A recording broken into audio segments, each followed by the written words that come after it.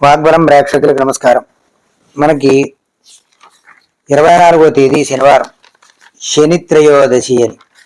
శనివారం త్రయోదశి వస్తే శని త్రయోదశిగా మనం చెప్తూ ఉంటాం. అయితే మనకి మందపల్లి అని రావులపాలెం దగ్గర ఉన్నటువంటి శనీశ్వరాలయం ఉంది. అది అక్కడ కానీ లేక ముక్కురాలపాడు అని తాడేపల్లిగూడెం దగ్గర ఉన్నది. అంటే తాడేపల్లిగూడానికి తణుకుకి మధ్యలో ఉన్నటువంటి ఆ ప్రాంతంలో కూడా శనీశ్వరుని యొక్క దివ్య ప్రతిష్ఠ జరిగినటువంటి ప్రాంతం. ఇవి విశేషంగా చెబుతూ ఉంటారు ఈ ఆలయాల్ని. కాబట్టి ఖచ్చితంగా ఈ శని త్రయోదశికి సింహరాశి వాళ్ళకి అష్టమ శని కాబట్టి సింహరాశి వాళ్ళు, అర్ధాష్టమ శని కాబట్టి ధనుస్సు రాశి వారు, అలాగే